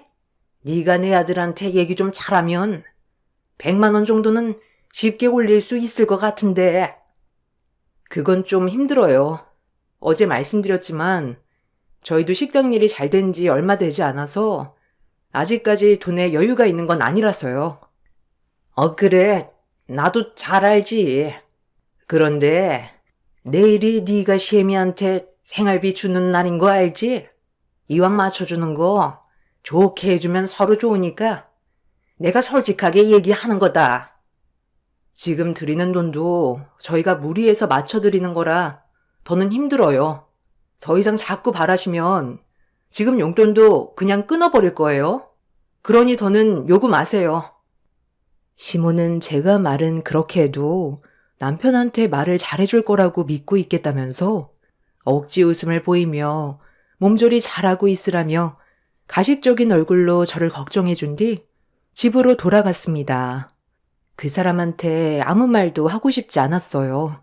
일을 마치고 병실로 들어온 남편은 별일 없었냐고 물어보길래 아무 일도 없었다고 일단 얘기했어요. 두 모녀가 했던 말들을 남편한테 얘기해서 상황을 악화시키고 싶지 않았습니다.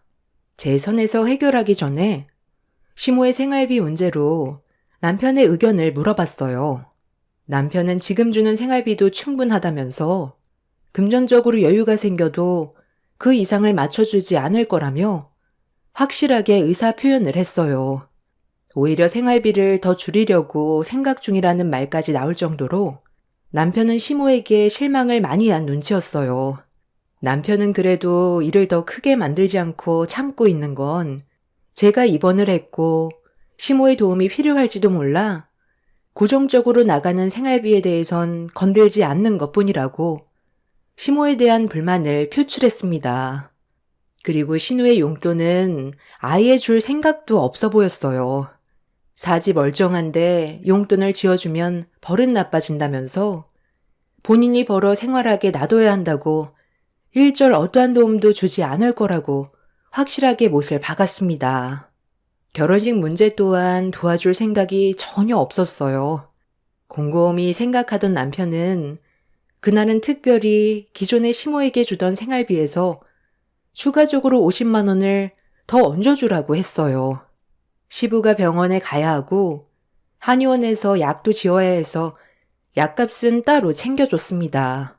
남편은 시모에게는 항상 불만이 많았지만 시부는 항상 걱정을 했어요.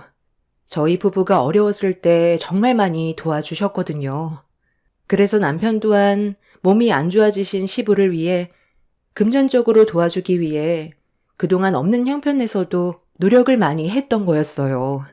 그래서 남편의 말대로 생활비에 50만 원을 더 얹어서 250만 원을 다음날 시모 계좌로 넣어줬어요. 시모가 그날도 병원에 오기로 했었기 때문에 50만 원에 대해서 설명해 드릴 생각이었죠. 그렇게 저는 작은 근종 절제술 수술을 하기 위해 수술복으로 갈아입은 뒤 수술을 하기 위해 기다리고 있었는데 갑자기 시모가 병실 문을 박차며 무서운 얼굴로 저에게 걸어왔어요. 그리고 뒤이어 신우 또한 얼굴을 붉히면서 시모의 뒤를 따라 들어오길래 어떤 상황인지 전혀 알지 못해서 시모에게 무슨 일이 생겼냐고 물어보는 순간 제가 입고 있던 수술복을 사정없이 찢어버리더니 병실이 떠나갈 정도로 목소리를 높이며 흥분을 가라앉히지 못하고 있었습니다. 그리고 시모의 입에서 나온 한마디에 저 또한 화가 치밀어 올랐어요. 너 지금 이거 뭐야? 생활비를 왜 250만 원 보내준 거야? 내가 어제 충분히 좋게 얘기했을 텐데 50만 원은 어디 간 거니? 네 아들이 50만 원 덜 보내라고 한 거야? 당장 50만 원 더 토해내거라. 돈도 많이 벌면서 50만 원 그거 아까워서 지금 이 사단을 만들어? 눈치가 없는 거야? 아니면 일부러 그러는 거야? 당신 지금 미쳤어? 수술 앞둔 나한테 이게 뭐 하는 짓이야? 기존에 받았던 생활비에 추가로 50만 원 더 보낸 거, 그 50만 원 아버님이 이번에 병원에 가신다고 해서 한의원에서 약도 타야 하니까 그이가 50만 원 더 챙겨드리라고 한 거지. 생활비는 그대로 전과 동일하게 유지하기로 결정된 거라고. 그래서 지금 300만 원으로 맞춰주지 않겠다는 거네. 나는 그 조건을 받아들일 수 없으니까 당장 100만 원 입금시켜라. 안 그럼 너 오늘 수술 못할 줄 알아? 지금 내 수술비 낼 돈도 간당간당한데 100만 원을 더 붙이라고? 당신들 정말 미쳐도 단단히 미쳤네. 당장 용돈 250 토해내. 가족이고 뭐고 앞으로는 땡전 한 푼 없을 줄 알아. 네가 아프든 말든 그게 나랑 무슨 상관이야. 내 돈이나 당장 내놔. 장사 잘 되고 돈 좀 벌기 시작하니까 시미 말이 아주 우습지? 내 돈 내놓으라고. 지금 수술 앞둔 사람한테 뭐 하는 짓이야? 이 사람이 충분히 좋게 설명했는데 돈을 더 달라고? 생활비 매달 200만 원 맞춰주는 게 쉬운 줄 알아? 당신들 때문에 내가 이 사람 눈치 보면서 살아야 되겠냐고. 저거에는 그만큼도 못 주고 있는데 지금 받는 거에도 만족을 못하고 더 달라고 하면 내 입장이 뭐가 되겠어?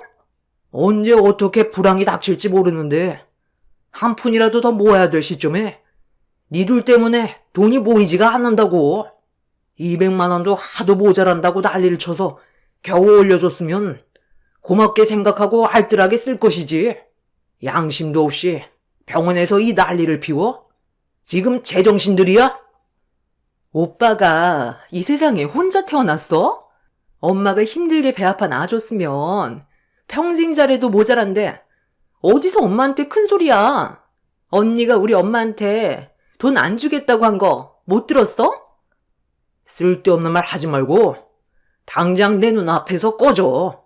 너희들 죽든지 말든지 더 이상 상관하지 않을 거니까 내 생에서 꺼지라고. 이 사람 수술 받아야 하는데 마음 불편하게 만들어야 되겠어? 다시는 내 앞에 나타나지 마. 지금 받고 있는 생활비 모조리 끊어버릴 거니까 한번 너희들끼리 돈 벌어 살아봐. 남편은 병실 밖에서 두 모녀의 말을 전부 다 듣고 있었는지 화가 머리끝까지 올라와 문을 박차며 들어왔어요. 수술을 앞두고 생활비 문제로 한바탕 싸우게 되자 다른 대기 환자가 있어서 그날 수술은 결국 취소가 되어버렸고 두 모녀는 병원에서 쫓겨나 버렸네요. 한도 끝도 없는 시모의 욕심에 화가 난 남편은 결국 그날 이후 시모에게 생활비를 일절 지원해주지 않았어요. 저는 다음날 바로 수술을 진행했고 한동안 휴식을 취하면서 몸이 회복이 될 때까지 쉬고 있었는데 식당에까지 찾아와 난리를 치는 시모 때문에 잘 되던 장사도 되지 않았습니다.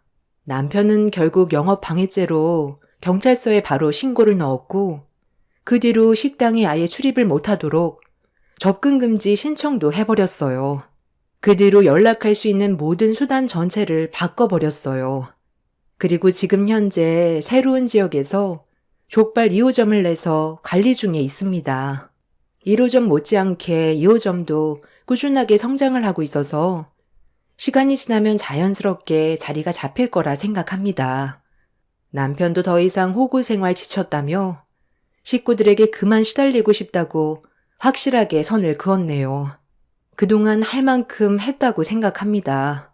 발등에 불이 떨어져 봐야 그 사람들도 움직일 테니 지금의 선택이 잘한 결정인 것 같아요. 이런 생활에 너무 익숙해져서 당연시하게 생각하는 두 모녀와 두 번 다시는 엮이지 않았으면 좋겠어요. 시부께만 간간히 연락드리고 따로 챙겨드릴 생각입니다. 저희 가족이 옆에 있었을 때가 정말 좋았다는 걸 절실히 깨달아봐야 정신 차리지 싶어요. 가을도 한창 저물어 가네요. 모든 분들 건강 유의하시길 바랍니다. 감사합니다. 안녕하세요.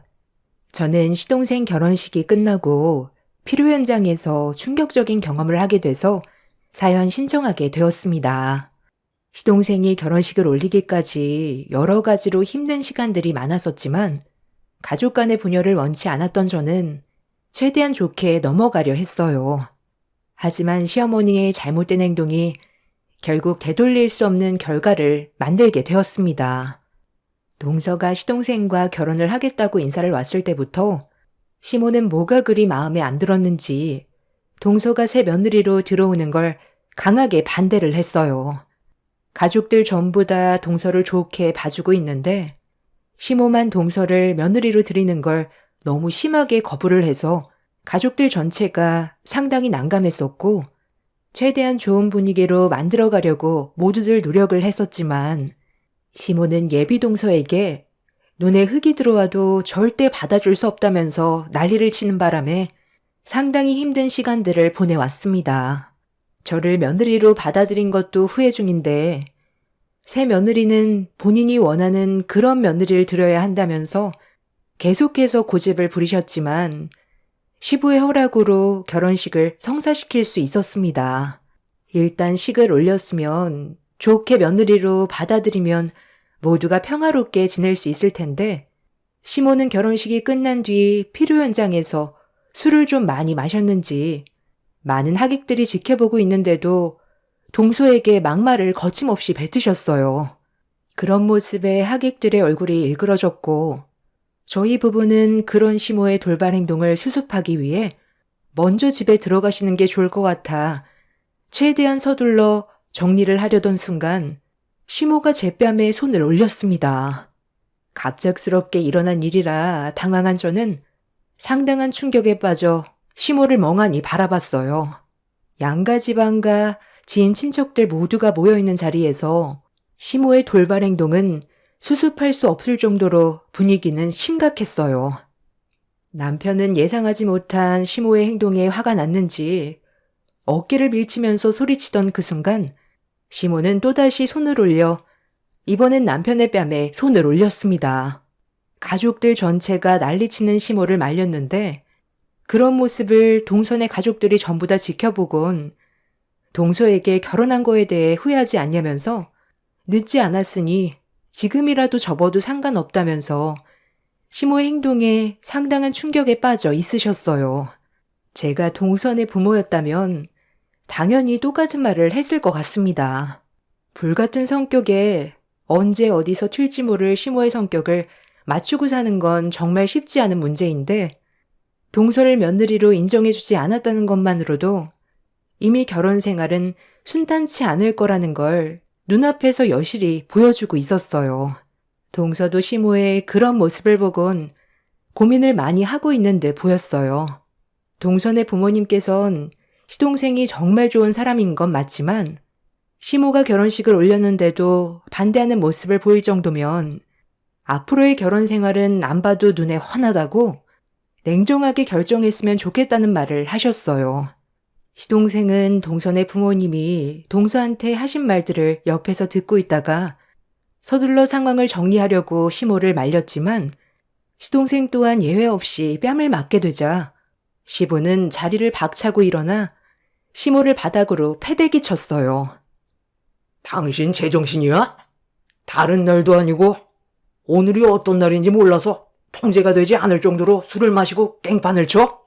당장 사돈 분들께 사죄하고 당신이 방금 손 올린 행동에 대해 애들한테도 잘못을 구해야 할 거야. 왜 당신 입장만 생각을 하는 거야? 사돈 분들께서 내린 결정은 아무것도 아니라는 거야? 그냥 아무 생각 없이 결혼식을 진행했겠어? 내 아들이 부족한 점들이 많아도 서로 좋아서 결혼을 하겠다는 건데 당신이 왜 애들의 앞날을 막으려는 거야? 애 인생 망치고 싶어서 작정했어? 이럴 거면 차라리 당신 혼자 나가서 살아. 가족 모두가 애들의 결혼을 축하해주고 있는데 당신 때문에 좋은 날을 망쳐야 되겠어? 오늘 이 자리에 참석해준 모든 분들께 용서를 구하고 망친 분위기 다시 제자리로 돌려놔. 그렇지 않으면 땡전 한 푼 없이 쫓겨날 줄 알아. 조용히 안 넘어가면 어쩔 건데 나랑 이혼이라도 하겠다는 거야? 내가 마음에 들지 않는다고 몇 번이나 이 결혼을 반대했었는데 당신이 먼저 내 말을 무시했잖아. 내 성격 빤히 알면서 이런 일이 생기게 될 거라곤 짐작 못했어? 내 말을 무시한 대가야.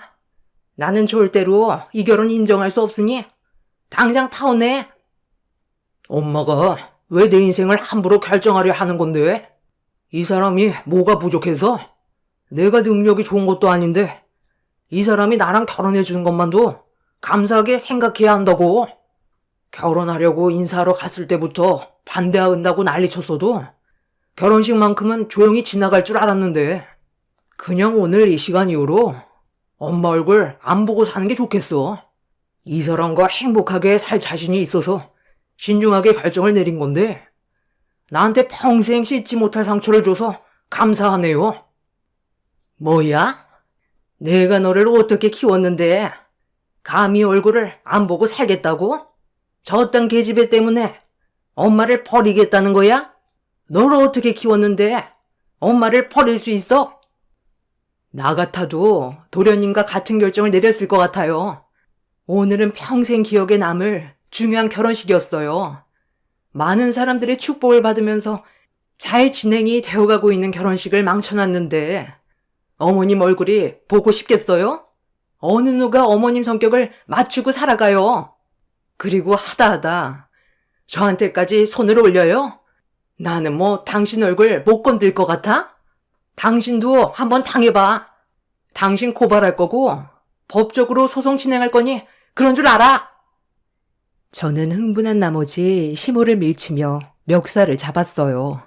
시모 때문에 양가 집안에 심각한 문제가 생기게 되자 시부는 이런 사태를 최대한 빨리 수습하기 위해 시모를 조금의 망설임도 없이 피로 현장에서 내쫓아 버렸어요. 그렇게 어수선했던 상황들이 겨우 정리가 되고 시부는 동선의 가족분들께 진심으로 용서를 구한 뒤 최대한 좋게 마무리를 지으려 했는데 피로 현장에서 쫓겨난 시모가 다시 들어왔습니다. 시부가 힘들게 정리를 했는데 시모가 이번에도 또다시 분위기를 망치게 된다면 돌이킬 수 없이 파혼으로 이어지게 되는 건 당연한 거였기 때문에 남편이 시모를 가로막았어요. 그런데 그 순간 남편 쪽 친척 한 분이 가까이 다가오더니 충격적인 말을 꺼냈습니다. 좀 전까지만 해도 보관해 두고 있었던 축의금이 사라졌다며 아무리 살펴봐도 보이지가 않는다고 난감해하고 있었어요. 남편은 그 말을 듣자마자 침착하게 친척분과 대화를 나눴는데 사라진 금액이 180만 원 정도라는 말을 들을 수 있었습니다. 시모 때문에 어수선한 분위기 속에서 축의금까지 없어졌다는 말을 듣게 되자 남편도 화가 머리끝까지 올라와 버린 것 같았어요. 그동안 함께 살아오면서 얼굴이 붉어질 정도로 화가 올라온 남편의 모습은 그때 처음 봐서 무슨 일이 꼭 터질 것만 같은 불안함에 남편을 진정시키려고 옆에서 말을 붙였어요. 그런데 남편 옆에 있던 저와 눈이 마주친 시모가 갑자기 양손으로 제 머리채를 순식간에 잡아채더니 갑자기 밑도 끝도 없이 제가 축의금을 가져간 게 확실하다면서 막말을 쏟아내더니 상황을 더 안 좋게 만들었어요. 앙큼한 년? 다른 것도 아니고 감히 축의금에 손을 대? 내가 이래서 며느리를 잘 들어야 한다고 했던 거다. 너희들의 결혼을 예전에 반대만 했어도 이런 문제가 생겼겠니? 가져간 축의금 당장 이리 안 내놔? 결혼을 반대한 나보다 축의금을 도둑질한 네가 더 나쁜 년이야. 아무리 돈에 눈이 멀었다 해도 어떻게 축의금을 가져가? 오늘 내 속이 발칵 뒤집어졌는데 아주 잘 됐네. 경찰 올 때까지 아주 혼쭐 내주마. 손버릇이 나쁘면 손을 절단해야지. 내가 축의금을 훔치는 걸 어머님이 봤어요? 잘 알지도 못하면서 지레짐작으로 잘못도 없는 사람을 범인으로 몰고 가면 안 되죠. 증거 있어? 증거 있냐고? 그냥 인정하면 될 것을 끝까지 아니라고 발뺌하고 있네. 이러니 내가 널 며느리로 받아들이지 않고 있었던 거다. 딱 보면 질적으로 안 좋아 보이는 게 내 눈엔 보이니까 네가 우리 집안 식구로 들어오는 걸 반대했던 거다. 아들, 너는 엄마를 막을 게 아니라 집안에 먹칠한 처년을 감옥에 쳐넣어야 되는 거라고. 뭐하고 서 있어? 당장 경찰서에 잡아가라고 해야지. 살다 며느리가 축의금에 손을 댔다는 건 또 처음 들어본다. 잘못도 없는 저를 축의금에 손을 댄 범인으로 지목을 하고 있었는데 시동생이 남편에게 다가오더니 동선의 축의금도 일부가 없어졌다면서 그 금액이 200만 원 정도 된다고 충격적인 말을 꺼냈어요. 언제 어디서 어떻게 이런 일이 발생이 됐는지 이해가 되지 않아 모두들 난감해하고 있었는데 시모가 또다시 머리채를 잡으려 손을 뻗치려 하길래 시모를 강하게 밀치며 남편의 뒤로 몸을 피했어요. 시부는 술 때문에 눈이 풀린 시모를 제압하면서 다시 밖으로 내보내려 하는데 나가지 않겠다고 발버둥 치던 시모가 테이블 위에 올려져 있던 물컵을 들어 저를 향해 던져버렸어요. 순식간에 일어난 일이라 피하지도 못한 채 저는 시모가 던진 물컵에 얼굴을 강하게 맞았고 비명소리와 함께 그 자리에 주저앉았는데 모세혈관이 터졌는지 제 머리에서 피가 흘러내렸어요. 남편은 제 모습을 보곤 얼굴빛이 사색이 되더니 시부를 밀친 뒤 시모의 멱살을 잡아 무슨 짓이냐고 눈이 돌아버려 조금의 망설임도 없이 바닥으로 패대기 쳐버렸어요. 그런데 남편이 시모를 패대기 치면서 시모의 혼주복이 찢어져 버렸는데 그 순간 시모의 몸 안에서 무언가 후두둑 떨어졌고 바닥에 널브러져 펼쳐진 상당히 많은 지폐가 제 눈에 들어왔어요. 피로 현장에 있던 하객들 모두 경악을 했고 시모가 비틀거리면서 자리에서 일어나자 지폐들이 후두둑 떨어지고 있었습니다. 눈앞에 펼쳐진 광경이 너무 충격적이라 모두들 할 말을 잃어 시모를 바라보고 있는데 시모가 바닥에 떨어진 축의금을 손으로 쓸어 담아 손가방에 우겨넣고 있었어요. 시부는 그런 시모의 모습을 더 이상 두 눈 뜨고 볼 수가 없었는지 시모의 팔을 잡아챈 뒤 화를 냈습니다. 이건 내 편도 아닌 너도 이제 필요 없어. 내가 힘들게 키운 아들이 나를 버리고 저 누나한테 가겠다는데 이 정도는 가져가는 건 당연한 건데 왜 내 팔을 잡아? 네가 내 아들 데리고 갔으니까 너 이름으로 들어온 축의금도 내가 어느 정도 가져가도 상관없잖아. 얼마 되지도 않는 걸로 일을 크게 만들 거니? 우리가 눈 감고 지나가는 것도 한계가 있는 거지. 이런 집안에 내 딸을 넘길 순 없습니다. 원하는 게 파혼이면 그렇게 해드릴 테니 제 딸 이름으로 들어온 축의금 당장 내놓고 그쪽 때문에 파혼하게 된 거니 위자료나 준비하세요. 대가 아드님은 마음에 들어서 저희가 결혼 허락한 줄 아세요? 내 딸이 능력 좋은 남자 만나서 편하게 살길 원하지. 나도 댁 같은 집안의 아들 한 트럭을 갖다 줘도 이 결혼 반대네요. 이런 집안에서 결혼 생활하게 하는 것보단 서둘러 파혼하는 게 내 딸의 인생을 구하는 길이겠네요.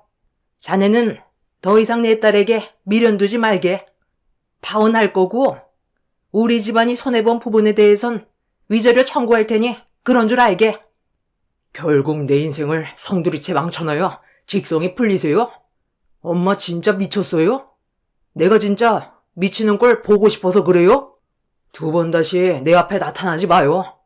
평생 내 얼굴 볼 생각 하지 마세요. 늙어 세상 떠날 때까지 후회만 하다가 병 걸려 괴롭게 떠나버리라고요. 나도 그동안 당신 성격 맞추면서 사는 거 정말 힘들었는데 이제 더는 안 되겠어. 나는 몰라도 자식들 인생 망치는 꼴은 더는 못 보지. 여기까지 하는 게 맞는 것 같네. 나도 당신 용서 못하니까 짐 챙겨서 나가. 나도 당신이랑 이혼하고 사는 게 속 편하겠어. 저도 마찬가지예요. 어머니가 축의금에 손을 댔으면서 이 사람을 범인으로 모른 것도 모자라 머리채까지 잡는 게 상식적으로 말이 된다고 생각해요? 어머니가 이런 식으로 행동을 해도 저희가 이해해 줄 거라고 생각했어요? 낳아주고 길러주기만 한다고? 부모가 아니에요. 다른 것도 아니고 동생 결혼식 날 이 난리를 치는 사람은 어머니밖에 없을 겁니다. 어디 한번 평생 외롭게 살아보세요. 땅을 치고 눈물을 쏟아내도 저는 절대로 받아주지 않을 겁니다. 내가 뭘 어쨌길래? 너희들이 내 말을 무시했으니까 이런 일이 생긴 거잖아. 나는 투명 인간이냐? 너희 아버지가 결혼 허락하면 끝인 거야? 내 기준에 마음에 들지 않는다고 분명 얘기했는데도 너희들은 내 말을 듣지도 않은 채 결혼을 강행했잖아. 둘 다 내 속을 뒤집어 놓으니까 이런 문제가 생긴 거지. 도대체 당신이 원하는 며느리감은 뭔데요? 엄청난 재벌의 여자가 며느리로 들어와야 되는 거야? 당신 집안 수준도 생각을 해야지.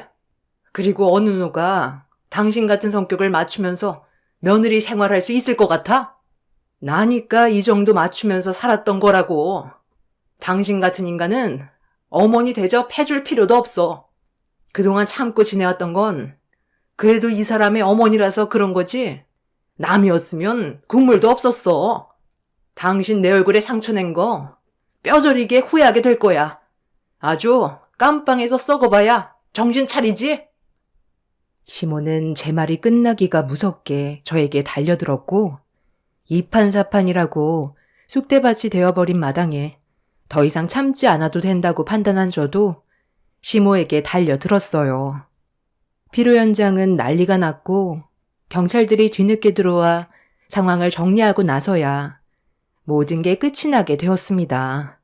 결국 시모의 잘못된 행동으로 인해 시동생과 동서는 파혼 얘기가 나왔는데 시부가 힘들게 식을 올린 만큼 파혼만큼은 안 된다면서 시모가 해야 될 사죄를 시부가 대신 동선의 가족분들께 구했어요. 시부의 간곡한 부탁과 시동생이 동서를 붙잡고 애원하면서 최대한 좋게 풀어가려 노력했고 동선의 가족분들은 생각할 시간이 필요하다는 답변을 주셨네요.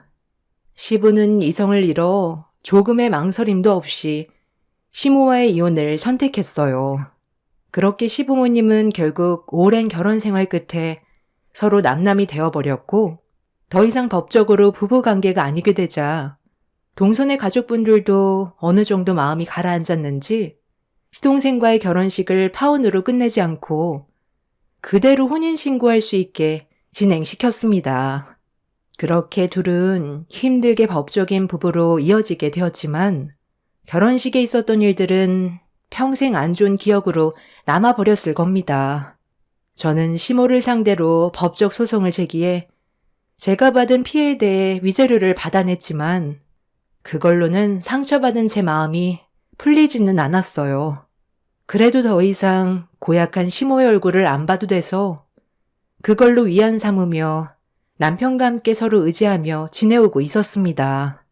그렇게 시모는 결국 혼자가 되어버렸고 아무도 찾지 않게 되자 시간이 지날수록 현실에 놓인 본인의 모습을 보고 과거의 행동에 대해 후회스러웠는지 뒤늦게서야 굽히고 들어왔어요. 하지만 이미 상처받을 대로 받았고 돌이킬 수 없을 정도로 먼 길을 와버렸기 때문에 시모를 받아줄 마음은 조금도 없었습니다. 시모가 벌인 충격적인 행동이 몇 년이 지난 것도 아니고 고작 몇 달이 지났다고 그때의 일들을 후회한다면서 술 먹고 저지른 본인의 행동에 대해 깊이 반성하고 있다며 애걸복걸했지만 그 말에 진심이 느껴지지 않았습니다. 저희 부부는 시모를 받아주지 않았고 동서내외도 예외 없었어요. 시모는 시부에게 다시는 술도 안 마시고 가족들과 잘 지낼 수 있게 노력해 보겠다고 했지만 역시나 내쳐지게 되었고 시모가 다시 들어올 공간은 남아있지 않았습니다. 박힌 돌을 빼내게 되니 이제야 숨통이 트였는데 시모가 다시 들어오게 된다면 저희 가족은 또다시 숨이 막힐 게 뻔했어요. 그리고 시동생이 동서와 파혼을 하지 않고 법적으로 부부가 될 수 있었던 건 시부의 결단력 때문에 동선의 부모님도 허락한 눈치였어요. 시부도 시모에게 질려버려서 조금의 감정도 없었기 때문에 절대로 합칠 일은 없을 거라고 확고한 의지를 보여주셨습니다. 시모가 애원을 해도 받아주지 않게 되자 마지막까지 발악을 하는 모습이 참 어이가 없었습니다. 얼마 전부터 몸이 좀 안 좋길래 병원에 다녀왔는데 나보고 위암이라고 그러더라. 소화가 좀 안 돼서 요 근래 스트레스 받는 일이 많다 보니까 대수롭지 않게 넘겼는데 갑자기 위암이라고 하니까 내가 얼마나 놀랬겠니? 나도 이렇게 당황스러운데 너희들도 많이 놀랐지? 과거에 했던 몹쓸 짓들에 대한 벌을 받고 있나 보다. 혼자가 되고 병까지 걸리니까 가족의 존재가 나한테 얼마나 소중한지 이제야 깨닫게 됐는데 많이 늦은 거니? 나한테 딱 한 번만 기회를 줄 순 없는 거야? 그동안 실망스러운 행동을 보인 거 나도 정말 많이 후회하고 있다. 너는 엄마가 이대로 암 때문에 병들어 죽었으면 좋겠니? 저보고 지금 위암이라는 말을 믿으라고요? 얼마 전까지 받아주지 않는다고 난리 쳐놓고 우리가 단호하게 나오니까 다른 방법을 구상한 건 아니고요? 위암이 그렇게 쉽게 걸리는 병인 줄 아세요? 그냥 저희랑 다시 시작하려고 거짓말하는 거 누가 모를 줄 알아요? 대화조차 하고 싶지 않으니까 그만 돌아가세요. 어머님이 위암이시면 진단 내역서 끊어와 보세요. 암에 걸린 분 치곤 혈색이 상당히 좋으신데요. 저도 이 사람과 같은 생각이에요. 저희랑 다시 시작하고 싶어서 찾아온 거 뻔히 알고 있으니까 이제 거짓말 그만하세요. 이런다고 달라지는 거 없어요. 나중에 위암이 아니라는 사실을 알게 된다면 더 큰 문제가 될 거라는 건 예상 못 하세요? 그러니까 뭐하러 그 난리를 쳐서 상황을 이렇게까지 악화시킨 거예요? 후회할 짓을 하지 않았다면 이렇게까지 심각해지진 않았겠죠. 그래, 나 위암 아니다. 이렇게라도 하면 너희들이 나에 대한 마음이 조금이라도 변할까봐 그런 건데 끝까지 매몰차게 행동할 거니? 내가 미안하다고 했잖아. 너는 엄마 얼굴 평생 안 볼 수 있어? 시간이 지날수록 엄마는 점점 더 늙어갈 테고 힘도 없어질 텐데 무시하면서 살아갈 수 있을 것 같니? 술 먹고 실수한 거라잖아. 그러니까 우리 좋게 풀자. 내가 전부 다 다시 제자리로 돌려놓을 테니까 너희들이 먼저 나를 좀 받아주면 안 되겠니? 시간이 필요한 건 알지만 앞으로 그건 내가 잘하면 되잖아. 꿈도 크시네요. 이 사람 머리채 잡고 도둑으로 몰고 물컵 던져서 얼굴에 피까지 쏟은 게 불과 몇 달 전이에요. 이 사람이 마음이 착하니까 위자료 받고 끝낸 거지. 다른 사람 같았으면 어머니는 이미 징역살이 했다고요. 지금을 감사하게 생각하면서 살아가세요. 그때나 지금이나 제 마음은 조금도 달라지지 않았어요. 늙어 병들어도 찾지 않겠다는 말 그냥 하는 말인 줄 알았어요? 조금의 거짓말도 안 보태고 진심으로 했던 말이니까 제발 구차하게 그만 찾아오세요. 뭐라고? 너 방금 엄마한테 구차하다고 했니? 엄마가 평생 외롭게 사는 걸 원하는 거야? 그럼 너는 마음이 편할 것 같아? 내가 널 어떻게 키웠는데? 키워주면 그걸로 끝인 거예요? 자식이면 함부로 해도 되는 거냐고요? 제발 부탁인데 다시는 제 눈에 띄지 마세요. 부모라도 인간 같지 않으면 예외 없어요. 남편의 말이 끝나자마자 시몬은 남편의 뺨에 손을 올렸어요. 그리고 무서울 정도로 노려보셨는데 눈시울이 붉어진 걸 볼 수가 있었습니다. 시모에게 상처되는 말을 거침없이 쏟아낸 남편도 마음이 편치 않다는 걸 알기 때문에 상황이 또다시 안 좋아지는 걸 원치 않았던 저는 다시는 찾아오지 말라며 현관문을 닫아버렸습니다. 그날 이후 시모는 더 이상 저희 집에 찾아오지 않았어요. 동선회의한테도 가지 않았고 시부와도 만나지 않고 있지만 시모의 속을 알 수 없기 때문에 저희는 그냥 이런 상황을 지켜보고 있을 뿐이에요. 어차피 시모는 달라지지 않을 사람이고 저희가 나중에 시간이 지나고 다시 받아준다 해도 또다시 과거의 성격으로 다시 돌아가는 건 시간 문제일 것 같습니다. 시모가 없는 지금의 삶이 훨씬 더 심적으로 편하다는 걸 가족 모두가 알고 있는데 이미 끝난 관계인 시모를 다시 받아줄 필요는 없다고 생각해요.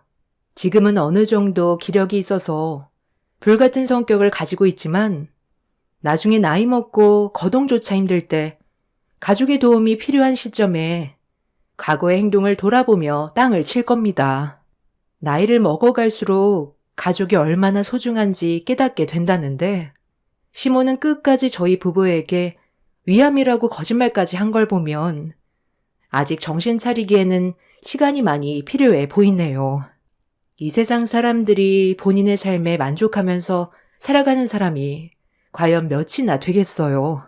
서로 최대한 맞춰가면서 살아가는 거고 현실에 최선을 다하는 것뿐인데 시모는 자기 자신의 기분대로 상대방이 맞춰가야 한다고 생각하고 고집을 부려서 이런 결과를 가져오게 만들었습니다. 얼마 전에 온 가족이 시댁에 모인 적이 있었는데 시부의 안색이 상당히 좋아지셨더라고요. 그만큼 상대방이 끼치는 영향이 얼마나 많은 비중을 차지하는지 알 수 있었습니다. 서로 조금씩 배려하고 맞춰나간다면 행복한 가정을 충분히 꾸려나갈 수 있는데 시모는 그걸 못해서 내쳐지게 된 게 참 안타깝기만 합니다. 안 좋았던 그날의 기억은 지워지지 않겠지만 앞으로 남은 인생의 앞날엔 좋은 기억만 만들어 가고 싶네요. 제 사연을 들어주셔서 감사합니다.